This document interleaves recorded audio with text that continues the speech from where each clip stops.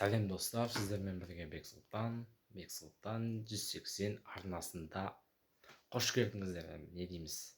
Бұл видеоны сіздер неге көріп жатқандарыңызды білмеймін, бірақ бұл менің 180 күндік челленжімнің екінші күні деп айтсам болады, әлде бірінші күні дейміз бе? Жарайды. Жалпы челлендж басталды. Мен не істедім? Мен бүгін таңертең бірінші бастаған дүнием өзімді өзгертуде таңғы сағат 5-те оянып бастадым. Негізі бұл тәжірибені мен алдындарда істеп жүргем, біраз уақыт болып қалды. Әрине 5-те тұру оңай емес, бірақ сонда да бұл нәрсені әдетке айналдыру маған үлкен күш береді, мотивация береді, дисциплинаны ұстауға көмектеседі. Жалпы мен солай ойладым. 5-те тұру бұл өзгелерге қарағанда бірнеше сағат ерте ояну ғана емес, бұл сізге артықшылықтар сыйлайды, сіздің жұмысыңыздың өнімді болуына көмегін тигізеді. Таңертең ми енді оянған соң ол таза болып тұрады деп айтсақ болады, таза су сияқты, или губка дейміз ба, бәрін сіңіріп алады.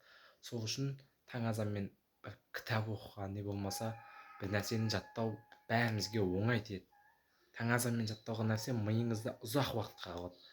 Жалпы айтады ғой қазақ атамыз, ерте тұрған еркектің ырысы артық, ерте тұрған әйелдің бірісі артық деп. Осы мақсатта мен осы челлендждің басын бірінші ерте тұрумен бастадым. Ерте тұру үшін ерте жату керек, сондықтан сағат 22:00-ден кейін ұйықтау. Сағат 22:00-ден кейін бірден жатып қалуды өзіме әдет қылып алам деп шештім. Енді сіздерге өзімнің результаттарымен бөлсем, бұл менің енді екінші видеом. Шашқа мән бермей қойыңыз. Білмеймін, бұл видеоны мүмкін ешкім көрмейтін де шығар. Болашақта менің видеоларым 180-нен көп болады. Алғашқы 30 видеоны монтажсыз кетіп жатыр. Не болмаса монтаж жасауым мүмкін кейінгі видеода. Бірақ қазір монтажға жауаны жоқ.